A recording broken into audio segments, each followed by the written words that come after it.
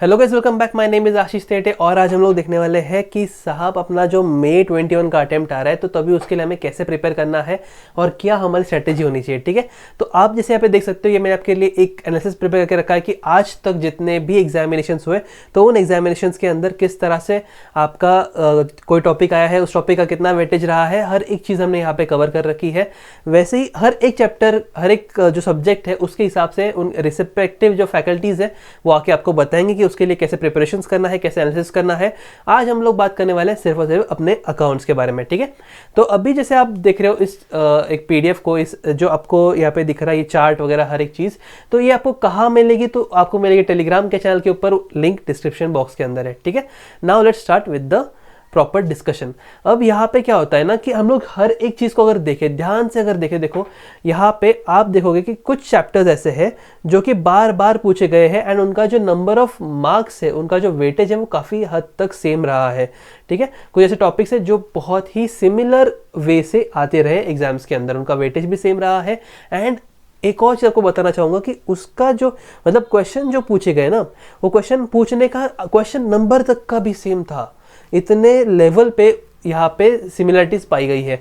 तो जब आप प्रिपरेशन करते हो मई 21 के लिए, जब स्ट्रैटेजी बना रहे हो, तो ये मन में बहुत ही मतलब क्लियर कर लो कि कुछ चीज़ें जो है वो कंफर्म है, उसी तरीके से, उसी पैटर्न में, उसी जगह पे आती है। तो वो कैसे डिसाइड करेंगे सर? हम लोग देखेंगे अपने question papers. Sir question papers कहाँ मिलेंगे? तो आइए ये देखिए, आपको सिंपली क्या करना है, आपके गूगल पे जाना है, गूगल पे टाइप करो ICAI-BOS। ठीक है, अपना जो BOS पोर्टल है बोर्ड ऑफ स्टडीज़ का, उसके अंदर जाइए। यहाँ पे आपको नीचे दिखेगा फाउंडेशन कोर्स। ठीक है, फाउंडेशन कोर्स के ऊपर क्लिक कर दीजिए।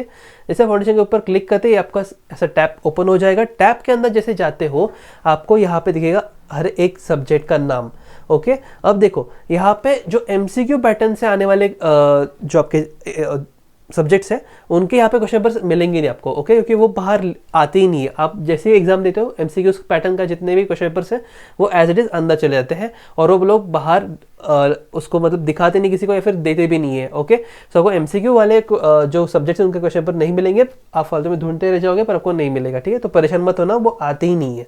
जो आपके बाकी सब्जेक्ट्स है लाइक अकाउंटिंग एंड लॉ, इसका आपको मिल जाएगा। देखो अभी अकाउंट्स के अंदर वो जा रहे हैं, आपके लिए मई 21 के लिए कौन सा मटेरियल अवेलेबल है, एप्लीकेबल है, तो यहाँ पे ऊपर ही आप देख सकते हो study material relevant for May 21। लेकिन मैं आपको बता दूं कि इसके अंदर कोई मेजर चेंज नहीं है। कुछ टॉपिक्स हट चुके हो तो आपको नवंबर में भी नहीं थे। ठीक है, तो एज सच ऐसा कुछ बहुत ही अलग सा चेंज आया है क्या सर? ऐसा कुछ नहीं है। ओके, सिर्फ कुछ क्वेश्चंस ऐड हुए होंगे या फिर कुछ मतलब मोटा मोटी अगर कुछ होगा भी ना कि कुछ मतलब ऐसे है कि हमें ध्यान देना चाहिए या फिर ऐसे कुछ, तो मैं आपको खुद बता दूंगा। एज ऑफ नाउ मैं नहीं सोच रहा कि आपको कोई नया मटेरियल ले लेना चाहिए। अगर आपके पास नवंबर के लिए मटेरियल है तो वो यूज़ कर लो। अब अगर आपके मन में ऐसा डाउट आ रहा है कि उससे भी पहले अगर का कोई मटेरियल हमारे पास है तो क्या करें, तो उस केस के अंदर देखो, अब ये समझे, ये आपका मॉड्यूल 1 का है, राइट। मॉड्यूल 1 के अंदर डायरेक्टली नीचे आ जाइए। यहाँ पे देखिए, आपको यहाँ पे दिख रहा है एडिशन, दिख रहा है एडिशन। ओके, एडिशन कब एडिट किया है, इसको क्या कब बनाया गया है? यस, जुलाई 17 को। एंड फर्स्ट रिवाइज कब हुआ है? अप्रैल 2018 को। अगर आपका ये सेम है ना तो मेजर चेंजेस नहीं होंगे। अभी यहाँ पे देखो नीचे अपडेटेड एडिशन फरवरी 19 का दिया हुआ है एंड रिवाइज एडिशन अक्टूबर 20 का दिया हुआ है। अब इसके अंदर मेजर ना आपको सिर्फ क्वेश्चंस चेंज मिलेंगे, ज़्यादा कुछ चेंज नहीं होगा, या फिर वो जो टॉपिक्स आपको निकाल दिए गए हैं सिलेबस में से वो यहाँ पे आपको मिलेंगे। ठीक है, तो आइए वापस अपने वेबसाइट के ऊपर। अब यहाँ पे देखो नीचे कितने सारे रिसोर्सेस अपने ICAI ने हमें प्रोवाइड करके रखे जिसका हम लोग कभी यूज़ ही नहीं करते। ओके, ये हमें यूज़ करना है, ये प्रॉपरली पढ़ना है। अगर ICAI के एग्जाम में पास होना है तो मेक श्योर कि आप ICAI का ही मटेरियल यूज करो। हाँ, रेफरेंस बुक यूज करना है करो, लेकिन ICAI के मटेरियल के साथ करो।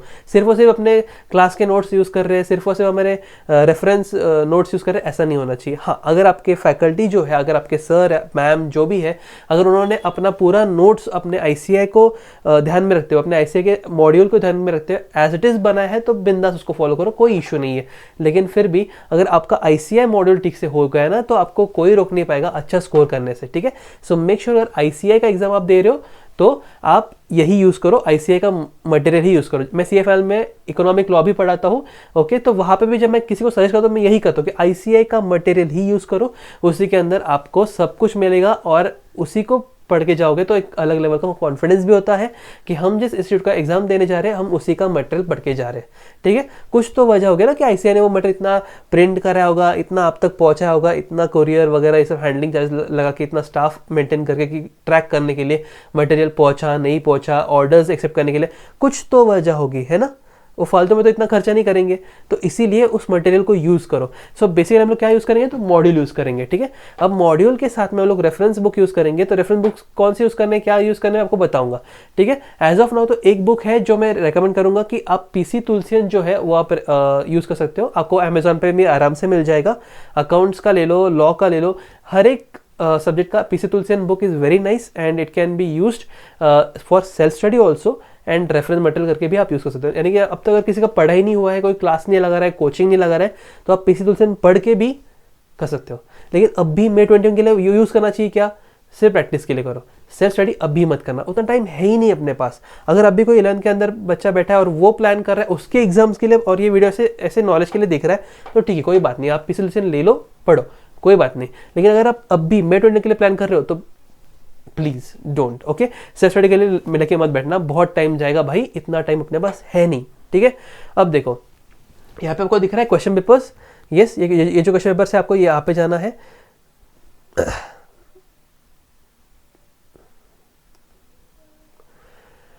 ये है एक्स्ट्रा टॉप, ये एक्स्ट्रा क्वेश्चंस है, ठीक है, आपको सॉल्व करने के लिए यहाँ पे दिए गए, ये हम लोग सॉल्व करेंगे 1 by 1, लेकिन आप ये कर लो। क्वेश्चन पेपर्स नीचे है यहाँ पे, हाँ सॉरी, ये है क्वेश्चन पेपर्स, इसके अंदर आपको हर एक अटेम्प्ट का क्वेश्चन पेपर मिलेगा, ठीक है। साथ ही साथ आपको इसके आंसर्स भी मिलेंगे। कहाँ मिलेंगे सर, यहाँ पे देखो, सजेस्टेड आंसर्स, यहाँ पे आपको आंसर मिलेगा। अगर आपको ये चीज़ पता है, वेरी गुड, कोई बात नहीं, अच्छी बात है। लेकिन जिनको नहीं पता है प्लीज़ इसका इस्तेमाल करो, आईसीआई ने हमें बहुत ही अच्छी तरह से बना के दे दिया है, आपको हर एक चीज़ इसके अंदर मिल जाएगी। मैंने जो एनालिसिस बनाया है वो एनालिसिस भी मैंने इसी के बेसिस पे यहाँ पे बना के लिया है, ठीक है। मैंने यही डाउनलोड करा और इसी के ऊपर से मैंने ये एनालिसिस बनाया आपके लिए, ताकि आपका टाइम वेस्ट ना हो और हम लोग यहाँ पे पूरी तरीके से एक प्रॉपर स्ट्रेटेजी बना सके। अब इसके अंदर कुछ ऐसे टॉपिक्स हैं जो बार बार आते हैं, जैसे कि सोल प्रोप्राइटर हो गया, उसका फाइनल अकाउंट्स हो गया, फिर पार्टनरशिप का फाइनल अकाउंट्स हो गया, फिर वो सिर्फ एडमिशन का हो या रिटायरमेंट का हो या डेथ का हो या फाइनल अकाउंट्स हो, वो आते रहे हैं। बाद में आपका एनपीओ हो गया, एनपीओ भी बहुत बार आता है, bank reconcile statement, rectification of accounts, ऐसे कुछ चैप्टर्स है ना सर कि ये बहुत बार आते हैं एंड ऐसा समझ लो कि हर अटेम्प्ट में आते ही है। Account current, average due date लगातार 5 मार्क्स से आ रहे और वो भी सेम क्वेश्चन के अंदर आ रहे। Issue of shares, company account जो है कंपलसरी एक ही क्वेश्चन में आ रहा है और बार बार वही पे आ रहा है, उतना ही वेटेज लेके आ रहा है। Guys you need to study in this way only, आपको ये पैटर्न फॉलो करना चाहिए और इसके हिसाब से पढ़ना चाहिए। अब जब हम लोग ये सारी चीज़ देखते हैं तो हमारे पास कुछ ऐसे चैप्टर्स हैं जो हम लोग स्टार्टिंग में देखते हैं कि सर अगर इस चैप्टर में से नहीं आता तो हमने नहीं पढ़ना चाहिए क्या, नहीं, ऐसा मत करना। जो टॉपिक्स आते हैं सिर्फ उनको पढ़ के जाना बहुत बड़ा रिस्क है, क्योंकि आईसीआई कभी भी कुछ भी खेल सकती है, ठीक है। It is up to ICI कि उसको कौन से क्वेश्चन डालने हैं एग्जाम्स के अंदर। सो ऐसा बिल्कुल ना हो कि आप उन टॉपिक्स को देखो ही ना कि जो आपने देखा यहाँ पे कि आ ही नहीं रहे करके, okay. There must be some reason that there in your syllabus. पढ़ के जाओ, ऊपर ऊपर देख के जाओ ना, किसने बोला कि पूरा छोड़ दो, है ना, ऊपर ऊपर देख के जाओ, जितना समझ में आता है कंसेप्ट समझ लो, बाकी मत करो। एक्स्ट्रा प्रैक्टिस करें तो उन टॉपिक से करो जो आने ही वाले शॉर्ट। अगर आप कोई ऐसे टॉपिक देखते हो कि वो बार बार नहीं आ रहे तो उसको समझिए 50% से कीजिए, जो बार बार आ रहे हैं उनको 100% तो कीजिए, प्लस एक्स्ट्रा प्रैक्टिस उसके अंदर कीजिए, ताकि आपको श्योरिटी आए कि अगर वो चैप्टर का कोई भी सम आया तो वो पूरा मार्क्स मेरा फिक्स है, वो मेरे को मिलने ही वाला है। लाइक अगर सोल प्रोप्राइटर आता है तो उसके मेरे 10 या 15 मार्क्स फिक्स है, पार्टनरशिप आए तो 10 मार्क मेरे फिक्स है, एनपीओ आए तो फिक्स। ऐसा मतलब ये पकड़ के चलो कि अगर वो चैप्टर आता है उसके जितने भी मार्क्स वहाँ पे अलॉटेड है वो मेरे कंफर्म होने वाले हैं, ठीक है। इस तरह से पढ़ाई करो। अकाउंट्स के अंदर स्ट्रैटेजी मेंटेन करके चलो, पूरा पेपर पैटर्न आपके सामने है सर, ठीक है। पूरे इस तरह से ही एग्जाम्स के अंदर क्वेश्चंस आते हैं और कहाँ कहाँ आएंगे, कैसे कैसे आएंगे, इसका भी एक एनालिसिस मैं जल्दी लाने वाला हूँ। फिलहाल आपको मैं ये पहले दे देना चाहता था क्योंकि आपका प्रिपरेशन अभी लेट हो रहा है, ठीक है। आपका एग्जाम हो चुका है, आपका रिजल्ट आ चुका है और अभी आप प्रिपरेशन कर रहे हो, तो प्रिपरेशन करने के लिए ये बेस है ना। पेपर पैटर्न कैसा है, क्या है, ये आपको टेलीग्राम के चैनल पे मिल जाएगा, ओके। लेकिन ये स्पेशल वीडियो में क्यों बना रहा हूँ, ताकि स्ट्रैटेजी समझा सकूँ। ये क्यों बनाया, समझा सकूँ। ये तो कोई भी बना लेगा, पेपर देख के कोई भी बना लेगा, लेकिन इसको समझना और वो आपको समझाना बहुत इंपॉर्टेंट है गाइस, ठीक है। स्पेशल ट्रांजैक्शन जो होते थे ना, स्पेशल ट्रांजैक्शन जो है कंसाइनमेंट हो गया, sale of goods on approval basis हो गया, या फिर आप समझ लीजिए एक अलग तरीके से यहाँ पे अकाउंट करंट है, बाद में आपके एवरेज ड्यू डेट है, ओके। ये सारी चीज़ें क्या है, ये बार बार आने वाली चीज़ें हैं, ठीक है। इसलिए आपको जब पढ़ना है तो इसको सीक्वेंस में ही पढ़ो, बिल्कुल मत छोड़ो। 60% 60 to 70% आपका सिलेबस ना 11th और 12th का सेम है जो फाउंडेशन के अंदर आपको आता है, राइट। तो ये जो सीक्वेंस इसको छोड़ो मत। अकाउंट्स जब पढ़ाई करोगे ना तो सीक्वेंस वाइज करो, प्रायोरिटी इनको दो, इसमें ज़्यादा प्रैक्टिस करो, समझ रहे हो। ऐसा नहीं करना कि सिर्फ इनको ही पढ़ना है, फिर ऐसा नहीं करना कि ये पहले पढ़ लो, ऐसा नहीं करना, सीक्वेंस वाइज जाओ, ओके। सीक्वेंस क्या होनी चाहिए, कैसी होनी चाहिए, मैं आपको पूरा एक वापस उसका एक पीडीएफ बना के आपको टेलीग्राम में भेज दूंगा, ठीक है। लेकिन यहाँ पे मैं आपको कुछ कन्वे करना चाहता हूँ कि सीक्वेंस मत तोड़ो। अगर मैं आपको ये भी दे भी देता हूँ, क्योंकि ये सेक्रेट होने वाला है दोस्तों, ये बहुत ज़्यादा सेक्रेट होगा, ये बहुत लोगों तक जाएगा, बहुत लोग इसका इस्तेमाल भी करने वाले, लेकिन गलत इस्तेमाल ना हो, इसलिए मैं ये वीडियो बना रहा हूँ, ठीक है। ताकि अगर ईजी होता ना, जैसे मैं आपको बोल रहा हूँ कि पेपर वेटर में वहाँ सेंड कर दूंगा, ये वहाँ सेंड कर दूंगा, तो इतना वीडियो क्यों बनाना, इतना आपका टाइम वेस्ट क्यों करना, सीधा बोल देता ये भी मैं वहाँ पे शेयर कर देता, इसके लिए वीडियो क्यों बनाना है ना। तो इसलिए बनाना है क्योंकि इसका गलत इस्तेमाल ना हो, आप इसको गलत इंटरप्रेट ना कर लो। बनाने का एक मतलब होता है और सामने वाला अगर इंटरप्रेट गलत कर ले तो वो गलत तरीके से प्रिपरेशन करेगा, ठीक है। वैसा नहीं चाहता मैं। इसको देख रहे हो तो ठीक है, ये आने वाला है, कंफर्म है, ये वहीं पे आएगा, ये भी कंफर्म है। पेपर वेटर में आपको बताऊंगा कौन सी चीज़ कहाँ पे आने वाली है और श्योर शॉट वहीं पे आएगी, तो आप उस हिसाब से प्रिपेयर कर लोगे, उस तरह से आप प्रॉपरली एनालिसिस करके उसके लिए प्रिपरेशन करोगे, तैयारी करोगे, नो डाउट। लेकिन जो अब तक नहीं आया तो उसको हम लोग पढ़ेंगे ही नहीं, ऐसा नहीं करना, ठीक है। थोड़ा तो पढ़ के जाना। मैं आपको एबीसी एनालिसिस भी दूंगा, उसका भी अलग से वीडियो आएगा, यस उसका वीडियो आएगा। बाकी लोगों का सिर्फ पीडीएफ आपको टेलीग्राम में मिलेगा, लेकिन इसका वीडियो आएगा, एबीसी एनालिसिस का पूरा प्रॉपर वीडियो आएगा, तो वो भी आपको देखना है। इसलिए चैनल को सब्सक्राइब करके रखो। एंड अगर कुछ भी डाउट हो आपको, नीचे कमेंट सेक्शन तो ओपन है आपके लिए, ओके। अब जब हम लोग इन चैप्टर्स को देखते हैं, ठीक है, इन चैप्टर्स को जब हम देखते हैं तो इसके अंदर हमें ऐसी बहुत सी चीज़ें आती है जो हमने 11th और 12th में पढ़ रखी है। तो वैसे ही आपको यहाँ पे प्रिपरेशन करनी है, जैसे आप बोर्ड एग्जाम के लिए प्रिपेयर करते हो ना, वैसे ही इधर प्रिपेयर करो।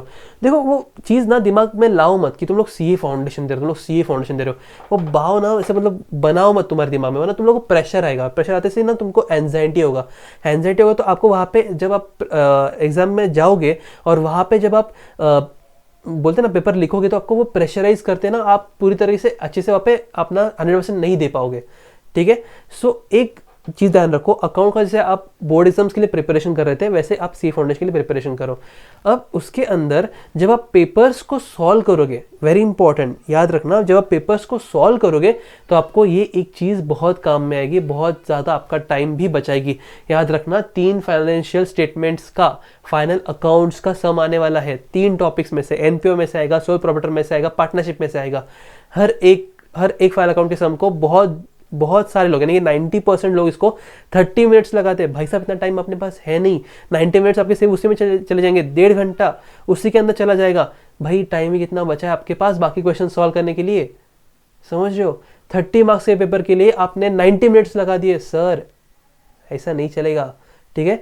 कुछ चीज़ें हैं, कुछ शॉर्टकट्स है, कुछ टेक्निक्स है जिससे आपका ये टाइम कम हो सकता है, ओके। और यही मैं सिखाने वाला हूँ, यही सीख रहे हैं हम लोग। अभी आपका क्रैश बैच चालू हो रहा है, मैराथन बैच चालू हो रहा है। जो भी इंटरेस्टेड है, आपके पास नंबर है, इस पीडीएफ के ऊपर भी नंबर है, आप कांटेक्ट कीजिए, डिस्क्रिप्शन बॉक्स में भी नंबर है, आप कांटेक्ट कीजिए ताकि आपको वो बैच के अंदर हम लोग एनरोल कर सके, ठीक है। ये ऑनलाइन भी है और ऑफलाइन भी है। ऑफलाइन कहाँ है सर? नासिक के अंदर है, ठीक है। और कुछ भी अगर आपको डाउट है, कुछ भी दिक्कत है, कुछ भी अगर आपको लगता है तो मेरा नंबर भी नीचे है, अमोल सर का नंबर भी नीचे है, आप हमें कॉन्टैक्ट कर सकते हो, ठीक है। चलिए फिर मिलते हैं अगले वीडियो में। Till then guys, take care, bye bye.